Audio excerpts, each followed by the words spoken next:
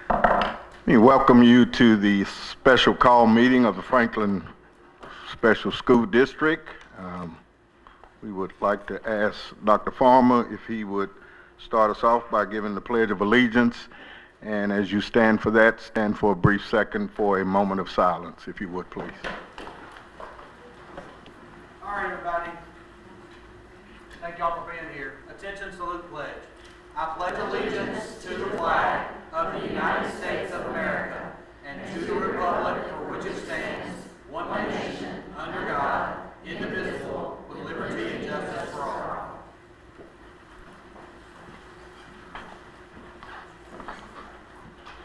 Oh, and I said stand for a moment of silence.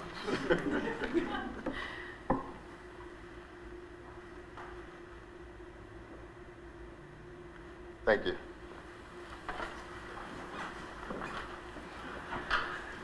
All right, so to start tonight's meeting, before we get into public input, let me express a couple of things. The board has certainly been appreciative of the emails that we've gotten, the texts, the phone calls over the last month, over the last couple of weeks, all this week. We certainly take those very much into consideration doing public input. As you know, we cannot comment on those, but we do take them into consideration, and they're part of our thought process. So we appreciate everyone who's done that.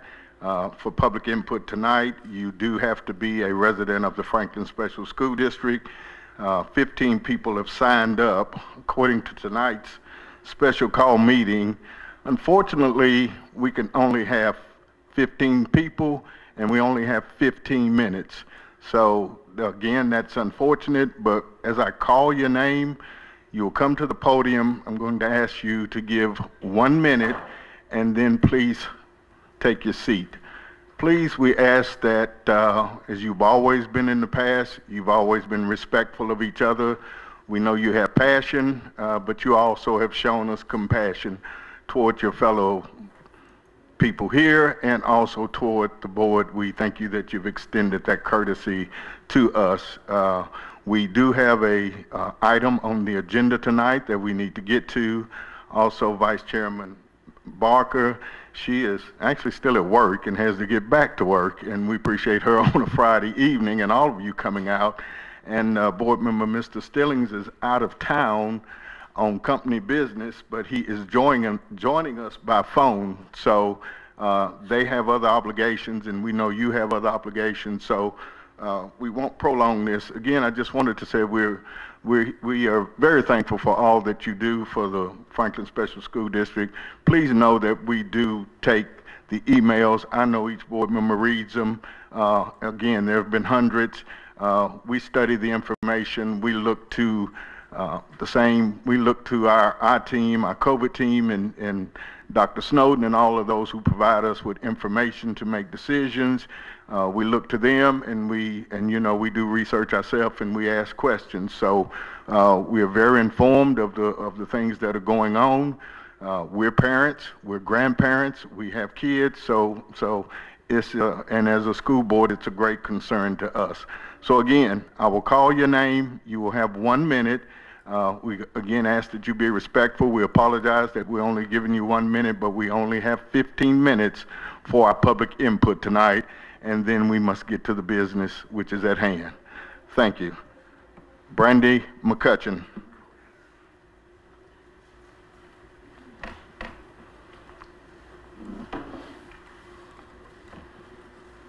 And Mr. Townsend is our scorekeeper? Timekeeper. Okay. I'll be quick. I don't have much to say. My name is Brandy McCutcheon. I have children at FIS and FES. I'm also a sub within the Franklin Special School District. School is going amazingly well. I have subbed 7 days so far of the 2 weeks we've been in session. Our kids are doing great. Parents are sending kids to school with masks.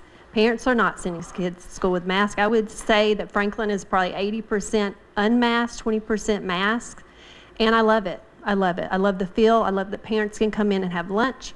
I love just the flexibility of it all. And I just want to speak to those 80% that are sending their kids unmasked. I want to thank our governor for passing an executive order allowing parents to make the choice to opt out of mask mandates. And I want to let the 80% of parents know that are sending their kids to school unmasked that you have a choice. You can opt out. I, along with many others, will be opting out of any mask mandate that may fall across tonight if it's passed. My kids will not be going to school with masks on. Thank you. Thank you. Allison Duardo, and I apologize if I do not get your name correctly. But all right, thank you.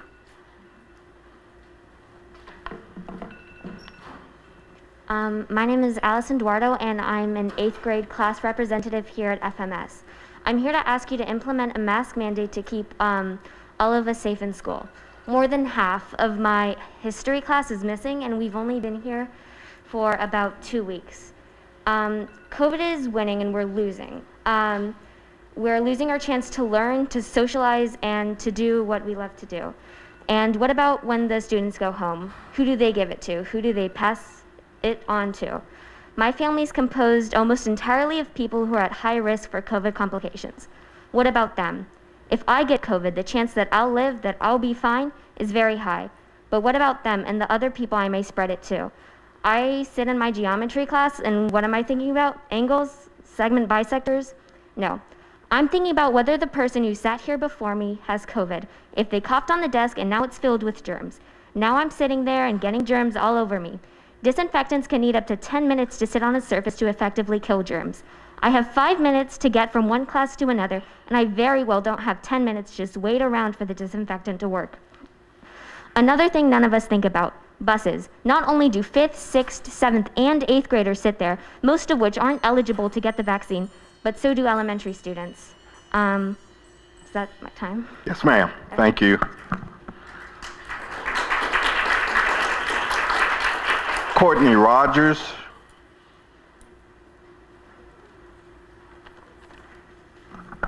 Good afternoon. Thank you for calling this meeting. I'm Courtney Rogers, and my daughter's an 8th grader here at FMS. She's fully vaccinated, and she still wears a mask to school because we know wearing a mask protects others.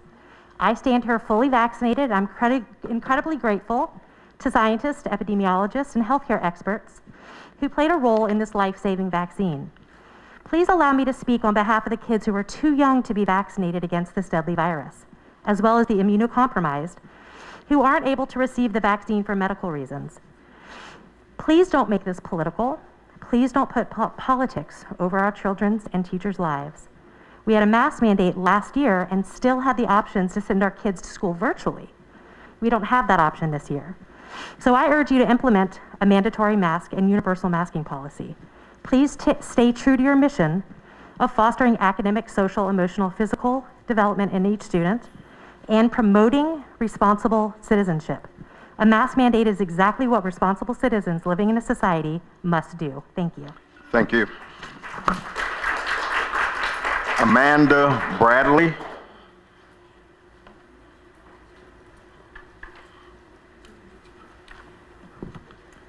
Hi, I'm Amanda Bradley. I'm a parent of an 8th grader at FMS. I'm a local business owner. FSSD has an obligation to protect our students, to listen to the experts around us, and rely on the available data to make decisions to keep our kids healthy and safe. So in order to keep our schools open, we have to do a better job at keeping our students and staff healthy.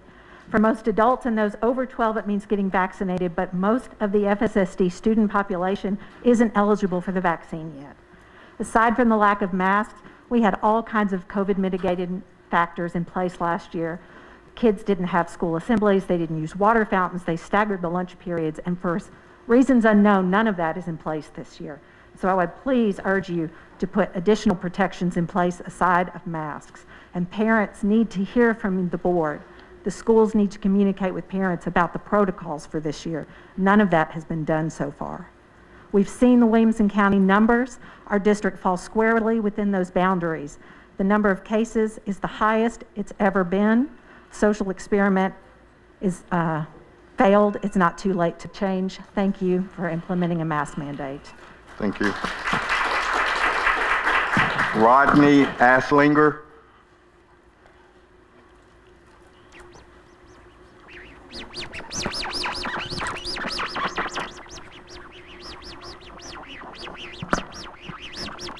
First, I want to say that my son's principal and teacher has done a great job of making us feel comfortable.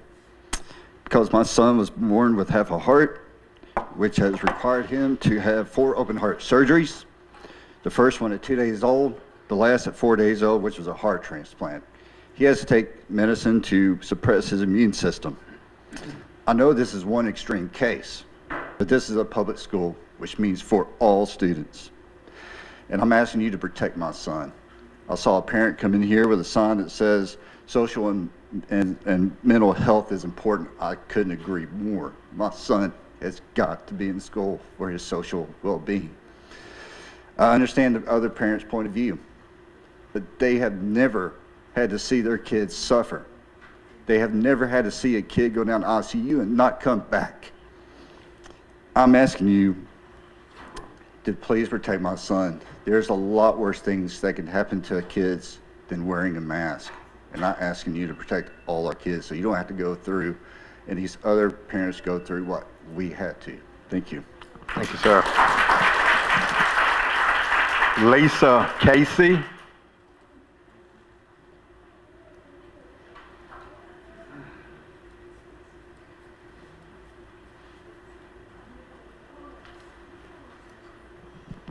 Hello, I'm Lisa Casey. I teach physical education at Poplar Grove Elementary. We are undergoing construction, so we have one teaching space. My teaching partner and I, one of us does not have a space sometimes, but we're teaching 10 classes a day in a mask. Last year, that was incredibly difficult. Very, very challenging to project for that many hours a day through a mask. I know we all want what's best for children, and every child's needs are different, which is why I think the masking optional is the best choice for our school district. Children listen better, understand better, and respond more positively when they can see a teacher's expressions. I see a very clear difference between last year and this year, just children listening and responding. I respect teachers who choose to wear masks, respect students and families who do, and I also respect those who don't. I would also like to request that there be some data on quarantining done. What number of children who are quarantined test positive within the first 2 weeks? Is it worth quarantining? Just something to look at. Thank you. Deidre Brock.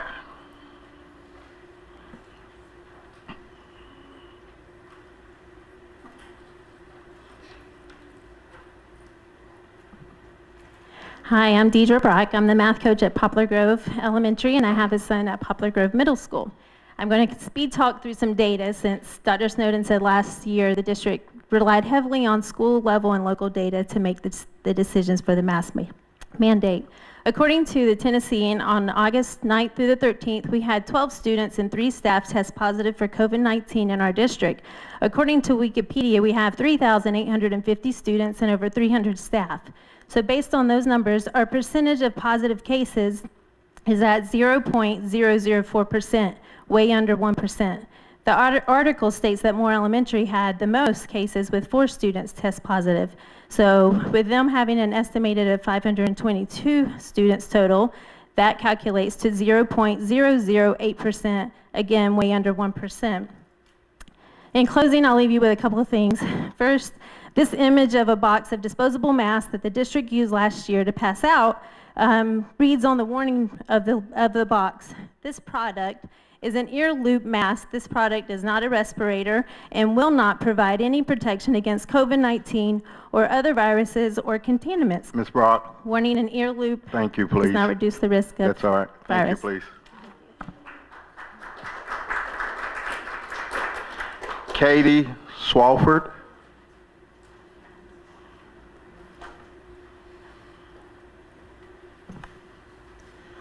Hello, my name is Katie Swafford. I have 3 children in FSSD, and last year I signed up to be a substitute teacher when there was a shortage of subs, so I had a unique perspective into the schools that not many parents had. So I also learned a lot about masks and how kids wear masks and how masks can be harmful to children. So it's easy to say that there's no downside, but first let me tell you what you would have seen if you were in the schools last year. Kids chew on their masks. When they leave, they are wet and dirty. They sneeze into them, they're wiping their noses on them, they're setting them down on the tables for snack and mask breaks, and they are touching them constantly.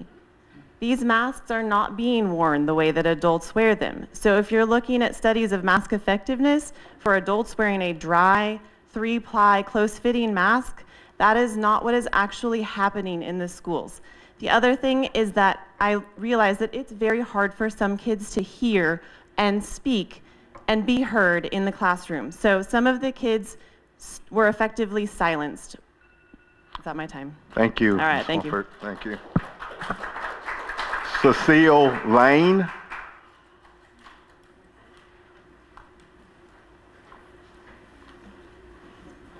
Good evening. My name is Cécile Lenné. I'm a resident of Forest Crossing in Franklin.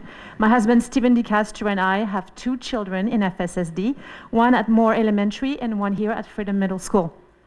FSSD is mainly comprised of students under the age of 12 who are not yet eligible for vaccination against COVID-19. Our children are at risk of catching the highly infectious Delta variant and transmitting it to the broader community. As I'm speaking, my daughter and many of her friends and neighbors are already being quarantined this week and part of next week because they were exposed at school.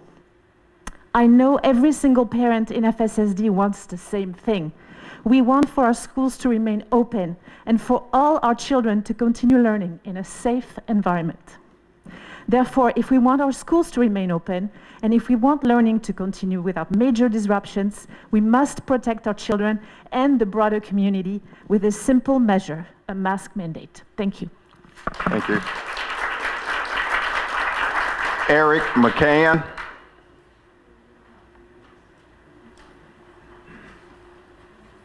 Is that Aaron? Yeah, I'm my name's sorry. Erin McCann. Thank Hi. My kids go to Moore Elementary School. Everyone's been using this microphone tonight. Does this microphone have COVID all over it? Last year, we were living in Toronto, Ontario, when our school board disregarded recommendations from the Children's Hospital and imposed mask mandates in Toronto elementary schools. The teachers wore masks, face shields, installed physical plexiglass between desks, imposed social distancing. Every interaction was reduced to whether or not proper safety protocols were being perfected. Children were not allowed to sing, talk during lunch, play together. Their artwork centered around safety protocols. If they needed a mask break, they had to face the corner of their classroom. It was a dystopian nightmare that has only gotten worse. That is why we returned to the United States. And when we came to this town, we hardly saw any people wearing masks. And we thought, oh, this is so nice for our family. This will be a great place for our kids to live. And then when they got to school, half the school was wearing masks. So we are being met with our level of compliance. More rules only brings more rules. If you impose mask mandates, you are ushering in tyranny. And masking children is child abuse, and imposing mandates means advocating for child abuse. We will not comply. We will not ask permission for an exemption. Thank you, Ms. Aaron. Thank you. Thank you. Dominique. Last name, I'll leave it alone.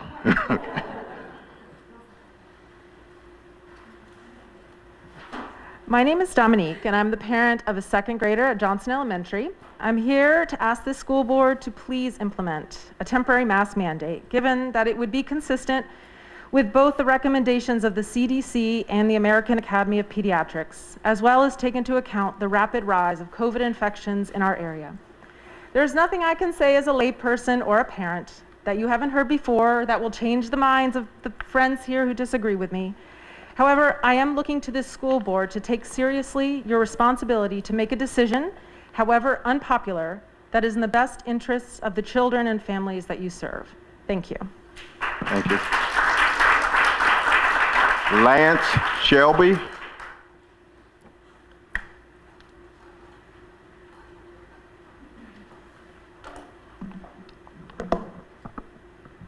Good evening.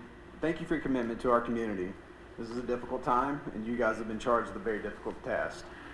Let me say, I'm not anti-mask. I'm anti-mask mandate.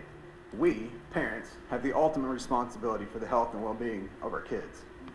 The ability to make decisions that effectuate those outcomes for our kids' safety is inherent in that ultimate responsibility. Obviously, the recent data regarding COVID is troubling, but it does not curtail our rights as parents to choose what is best for our children. If this trend continues and kids are becoming more affected, I may encourage my own kids to wear a mask. But that is my right as a parent and my decision responsibility. It is not the privilege of the board to enforce others' wishes on my family. As you're aware, the governor of Tennessee has issued an exemption to this mandate. There will be a lot of families that opt out of the mandate, so the end result will be the same. Those who want to wear a mask will wear a mask. Those who don't will not. We will end up at the same place without parents' rights being trampled. I'll close with asking you not to impose a mask mandate. Thank you. Lee Flatt.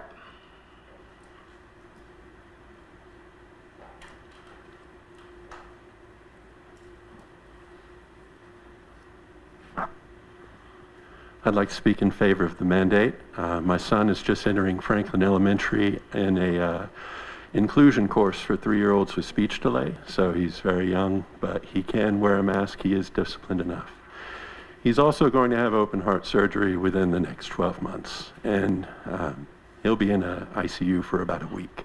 And I'm not surprised to hear that there's already been more than one in just a 15-minute session here, because it's never just one, and even if it was, there's really no number small enough to justify the level of harm that could come to them because of this. Thank you.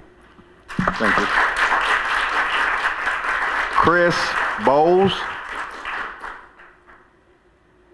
Chris.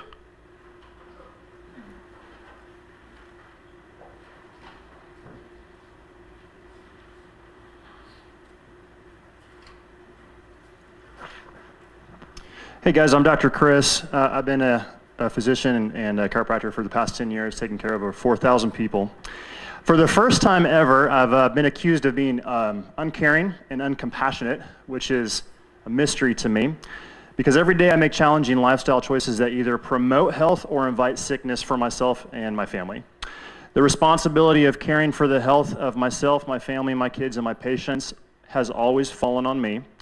There is no one else taking the blame or responsibility for our health but myself. And shockingly, I've seen more unhealthy individuals than ever before try to force their destructive and unproven personal health philosophies on me and pinpoint me as uncompassionate for disagreeing.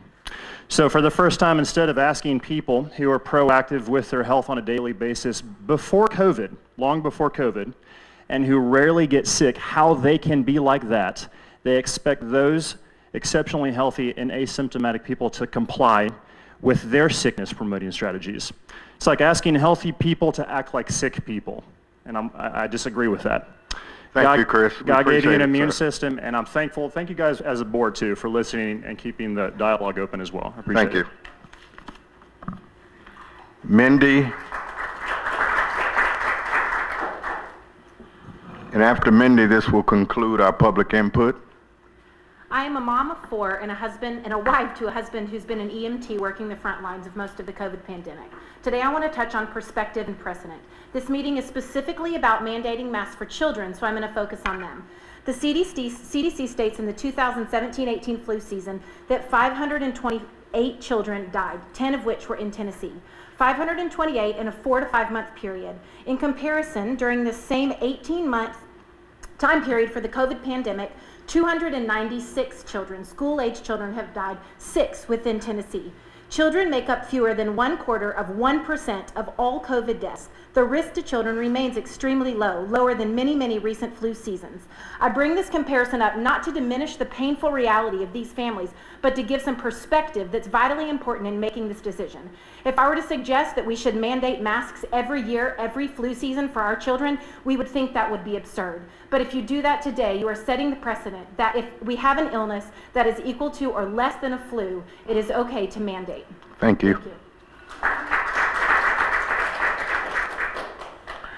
Again, that concludes our public input. We certainly appreciate each and every one. At this time, we will move forward. Approval of the board agenda. Is there a motion? Motion to approve the board agenda. Second? I'll second. All in favor? All right. Business before the board. Dr. Snowden? Yes. No matter what position you take on the mask issue, your opinions are valued. I hope we will continue to recognize that we as individuals, educators, board members, and parents are not enemies. The enemy we are constantly fighting is COVID, a virus none of us wanted or expected, Our goal now is to do everything we can to defeat the real enemy of COVID. When we presented the health guidelines in July, the use of masks was not a requirement, as we had experienced great success in our summer programs without using that specific mitigation protocol. We also wanted to have an opportunity to analyze school and district data along with community data as school began, because last year our school and district data demonstrated much lower sickness in schools than the community was experiencing. The first 5 days of school this year went well as far as positive cases, but then the numbers began to significantly increase at the end of last week and the beginning of this week.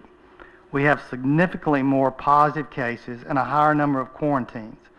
Are the higher number of quarantines due to not having a mask requirement, or because of the more contagious nature of the current prevalent variant, or a combination of those and other variables? We cannot, I don't believe, definitively answer that question.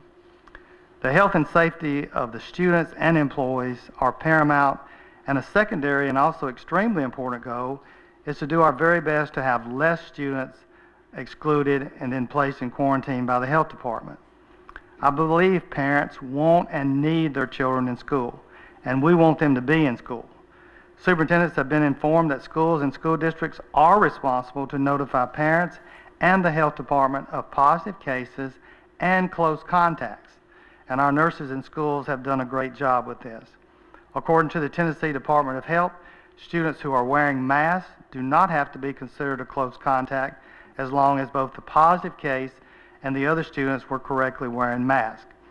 Additionally, superintendents have now been informed that school districts cannot use stockpile days, otherwise known as snow days or inclement weather days, for individual schools. If we close one school, the entire district loses a stockpile day. Once you lose all your stockpile days, any days missed afterwards will have to be made up either during a break, a holiday break, or at the end of the year. We are definitely concerned about keeping schools open, and that's already been a point today. The few days last year when a school was completely closed was primarily because there was not enough adults to provide appropriate supervision. We have had a significant number of breakthrough cases of fully vaccinated employees who can also spread the virus to students and other employees. Additionally, as already been stated today, the decision by the state to not allow the continuation of the virtual teaching and learning model we used last year has taken that option away from school districts and parents. At this point, we believe the prudent decision is to recommend a temporary mask requirement inside all FSSD schools, buildings, and buses, effective Monday, August 23rd for employees, students, and visitors. If this requirement is approved, there will be a grace period allowed on Monday for students so parents can have the sufficient time to complete an opt-out form based upon Governor Lee's Executive Order number 84. We also recommend that the temporary mask requirement expire at 11:59 on September the 21st. The board will have the opportunity at their board meeting on September 20th to reevaluate the data related to the temporary mask requirement if approved tonight. The COVID team is available for questions if any of you have questions of me or the COVID team members. We need to get a motion on the floor. Is there a motion on the floor for the recommendation? I make a motion. Mr. Townsend makes a motion. Is there a second? I'll second. Ms. Bell makes a second. Or is that Mr. Stillings? I think he made a sound. I think it was both of us. Okay. We'll take your word for it, Ms. Stillings. Ms. Stillings makes a second. Discussion? I had one question that you just brought up when you shared, because my concern is keeping schools open, and can you just reiterate, if students, this is new this year, if students are masked and another student is masked, we will have less quarantine. The sending students home for quarantine has been one of our biggest concerns, correct? Well, and let's go back, the verbiage, that is correct. The verbiage is schools cannot quarantine. Right. The only entity that can quarantine is the Department of Health. However, school districts, many school districts, and I think it's appropriate, And we will be following the data that someone asked about how many of those students who are excluded and then quarantined are actually getting sick. Last year, our experience, very few students that were excluded and then quarantined by the health department got COVID. We don't know about this particular variant, the Delta variant. It may be, but we're going to monitor that data as well. So going back to your initial point, if the positive case and the student are wearing masks and wearing them correctly, then that means that that person that does not test positive but was a close contact does not have to be considered a close contact. So that lessens the opportunity, or lessens that student will not have to be excluded and not be sent a name sent to the health department for possible quarantine. Okay, thanks. Dr. Snowden, can you speak to our abundance of masks available for families and sharing with the young people their proper use in using them? Say that question again, because we have an abundance of masks available, and I have to ask Selby or others. I don't know what. We do have masks available. I would have to get an exact count of how many we do have. We aren't getting them this year from TEMA like we were last year, so I would have to evaluate that. I do know we have quite a few in the annex cafeteria right now that are stored there that we could distribute if we needed to. We would have to evaluate what that would look like for us moving forward if we needed more. and then the proper use of using them for the young people. Will you speak to that? The proper use of using the mask for young people. There were a couple of concerned parents that mentioned the use of mask and for the young people. Right. And they would be, we would help them to understand the proper way to wear a mask. That gets challenging in the midst of just teaching, but we would do our best, absolutely. Thank you. You're welcome. Thank you.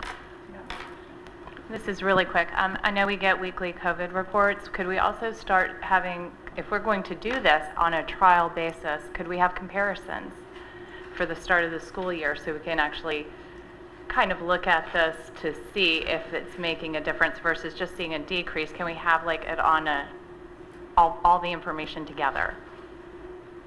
Yes, absolutely. Okay, thank you. I've got one thing to say, and it echoes what I said last time. I wear the mask because I've already been vaccinated. I don't wear it for me. My likelihood of getting COVID is lessened. If I do get it, the likelihood that I'll be asymptomatic is greater. I could be asymptomatic. So I think it's important that we wear the mask. So I'd hate to not wear it, catch COVID, and then pass it along to a young kid because I'm asymptomatic and don't realize it. That's why I advocate the mask. And that's why I was excited to hear that 2 people seconded it. I was concerned. Do I love the mask? No. Do I think it's important that we wear them? Yes. I think this is the right decision. I absolutely do. And the fact that having a mask now, if one child has a mask and somebody else may test positive for COVID, they don't necessarily have to leave. That's incredible. And the fact is we don't have the same options we had last year of being able to not work remote, to school remote. Because of that, this is the only decision we can make. And I heard the parents, and I heard you. I mentioned that last meeting. I read your emails. I read them all.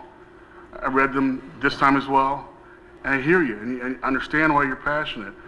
But I'm also passionate for your kids as well. We do this without pay. No one can say it's about pay. We do this because we care about your kids. We care enough to do what isn't fun, but it's necessary. So hopefully the board will go ahead and we can pass this unanimously. Thank you. Any other discussion? I'd also like to make a statement.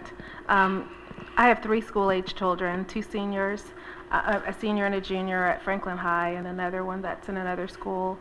And I would like to just share that last year my family had 9 unknowing quarantines. One daughter had 5, and it's very difficult. So I just want you to know that we understand because we have school-age children. Some of us are a little past that, but we are parents, and we're not minimizing anyone's personal choice, but we are trying to keep your children in mind as we make these decisions. And you've always, as a district, been very faithful in expressing your opinion. For the most part, your tone is gracious. In some cases, it's not so gracious, but again, it's your opinion. And I want you to trust us. We followed protocol and did a lot of things that were not popular last year, and yet you trusted us in our decisions, and we trust our COVID team to be as thoughtful, as data-driven as they possibly can. And so that's our request of you. And we thank you for your positive, your feedback, and you can continue to have feedback with us, but I just hope that you will be very gracious in the way that you express it to us. Thank you. No other discussion? Robert, I just wanted to say that our COVID protocols are on our website. I want to clarify that. I think someone asked, it's under the FSSD Together tab if anybody's looking for that. And thank you all for coming and being kind and gracious with your comments. Thank you. If there's no other discussion, we have a motion, we have a second. Are you ready to vote? All in favor, signify by saying aye. Aye. Aye. Mr. Stillings is an aye. Passes unanimously. Is there anything else before the board? There's nothing else before the board. This meeting is adjourned. Thank you.